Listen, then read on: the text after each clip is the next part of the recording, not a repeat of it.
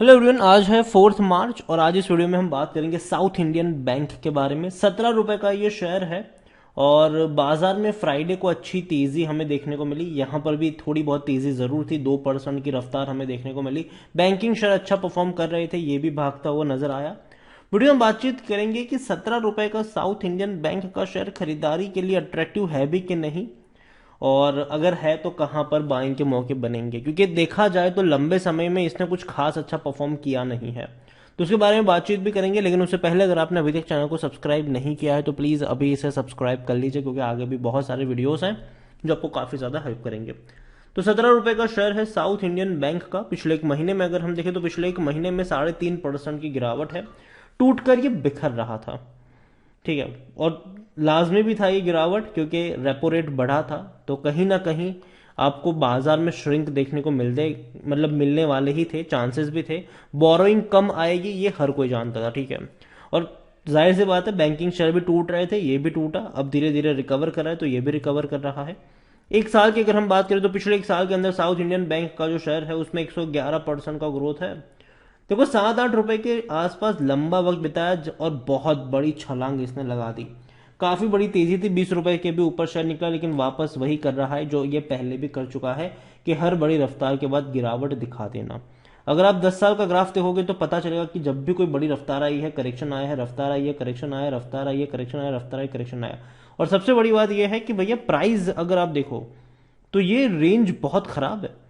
इसका जो लो था वो 5 रुपए का था, हाई था वो 34 रुपए से भी कम का था। मतलब कि 10 सालों में जो प्राइस रेंज रहा है वो मुश्किल से 28-29 रुपए का है। 29 रुपए से भी कम का रहा है, जो कि बहुत बड़ा कंसर्न है, क्योंकि ये एक मुर्दा शेयर है, ठीक है, वॉलेटाइल है ही नहीं, मतलब थोड़ा बहुत भी वॉलेटाइल नहीं है। अगर तेजी आएगी तो धीरे धीरे करके जाएगा, गिरावट आएगी तो धीरे धीरे करके पता भी नहीं चलेगा कि कब ये बॉटम बना गया ये। तो ये एक चीज है कि लंबे समय तक जब गिरता है तो गिरता ही रहता है, सालों साल तक गिरता रहता है, भागता है तो पता भी नहीं चलता कि कब ये भाग रहा है।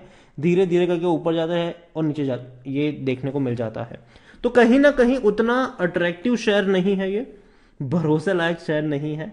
अगर देखा जाए तो स्मॉल कैप कंपनी है, 3,560 करोड़ के आसपास का इसका मार्केट कैप है। वॉल्यूम देखे तो 2 करोड़ से भी ज्यादा गिरा है, काफी बड़ी क्वांटिटी में शेयर ट्रेड हो रहे हैं। लेकिन प्रॉब्लम यह है कि इनके रेवेन्यू तो धीरे धीरे बढ़ रहे हैं, लेकिन प्रॉफिट में हमने पिछले साल के मुकाबले अच्छा जंप देखा, लेकिन पिछले क्वार्टर के मुकाबले प्रॉफिट कम हो रहा है। पिछले साल 50 करोड़ का लॉस था, इस बार 102 करोड़ का प्रॉफिट हुआ है, देखने में बहुत अच्छा लगेगा। लेकिन इससे पहले के सितंबर क्वार्टर में प्रॉफिट 223 करोड़ का था, तो उसके मुकाबले 54% की गिरावट आई है इनके प्रॉफिट्स में। रेवेन्यू 1,900 करोड़ के आसपास का रहा, जो पिछले साल 1,670 करोड़ था, तो उसके मुकाबले अच्छा है। और इवन पिछले क्वार्टर में भी 1,700 करोड़ के आसपास का था, तो उसके मुकाबले भी अच्छा है रेवेन्यू। लेकिन दिक्कत है प्रॉफिट में, प्रॉफिट काफी अनस्टेबल रहता है, मतलब कभी कोई अच्छा प्रॉफिट दिखा दिया, कभी कोई अगले क्वार्टर में इससे विपरीत दिखा दिया। मतलब जो क्वार्टर ऑन क्वार्टर हम कहते हैं कि जंप देखने को मिलना चाहिए, वो यहां पर नहीं हो रहा है। साउथ इंडियन बैंक देखा जाए तो यहां पर इंडिविजुअल इन्वेस्टर सबसे ज्यादा है, उसके लेकर भी हम बात करेंगे। कंपनी में देखा जाए तो सबसे पहले according to Moneycontrol user कोई भी बेचने की सलाह नहीं दे रहा, बल्कि हर कोई कह रहा है खरीदारी करो। पहली चीज, मेरी बाइंग की रिकमेंडेशन नहीं है। मुझे लगता है कि जिस प्राइस पे है यहां से प्रॉफिट बुकिंग के मौके बनेंगे। अब काफी लोग मेरी इस बात से सहमत नहीं होंगे, लेकिन ये मेरा पर्सनल ओपिनियन है।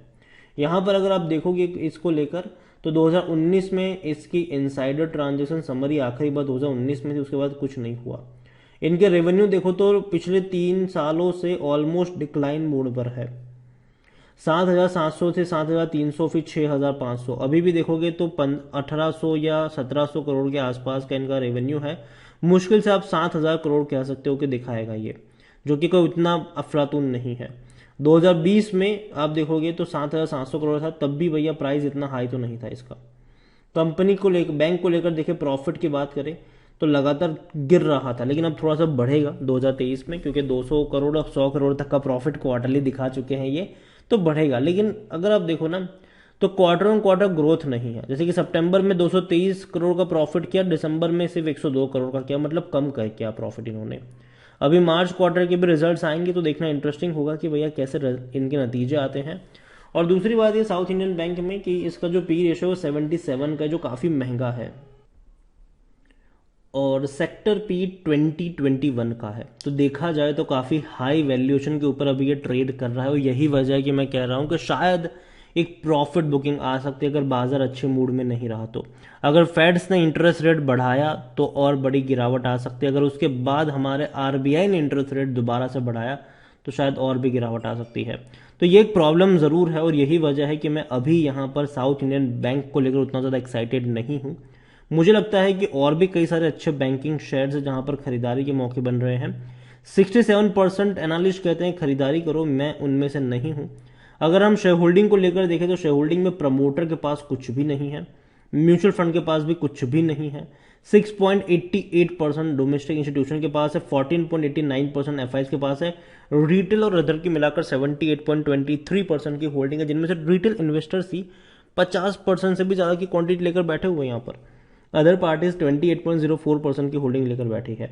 देखिए, साउथ इंडियन बैंक में मानता हूं कि एक अच्छी तरीके से मतलब परफॉर्मेंस दिखा रहा है, लेकिन अभी भी वो कॉन्फिडेंस बिल्ट नहीं हो पा रहा है यहाँ पर। और मैं मान रहा हूं कि आने वाले दौर में इससे भी अच्छे बैंक्स हैं जो परफॉर्म करेंगे, चाहे वो आईडीएफसी फर्स्ट बैंक हो या फिर यस बैंक की बात करें या फिर कुछ सरकारी बैंक्स की बात करें, पंजाब नेशनल बैंक से अगर और भी कुछ सरकारी बैंक्स हैं जिनकी किस्मत बदल रही है, जो अच्छा परफॉर्म कर रहे हैं। मुझे लगता है कि वहां पर पोटेंशियल है, और साउथ इंडियन बैंक में मान रहा हूं कि आगे भी इसका जो चार्ट पैटर्न है वो ऐसा ही रहेगा। एक बड़ी रफ्तार दिखाएगा, वो एक बड़ी गिरावट दिखाएगा, रफ्तार दिखाएगा, गिरावट दिखाएगा, लंबे समय तक आपको ये इसी तरीके से 5 रुपए के लो 34 रुपए के हाई के बीच में ट्रेड करता नजर आएगा आने वाले दौर में।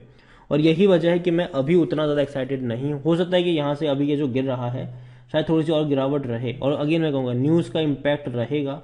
फेड्स के अनाउंसमेंट के ऊपर नज़र होनी चाहिए आपकी कि फेड्स की अनाउंसमेंट क्या होती है इंटरेस्ट रेट को लेकर।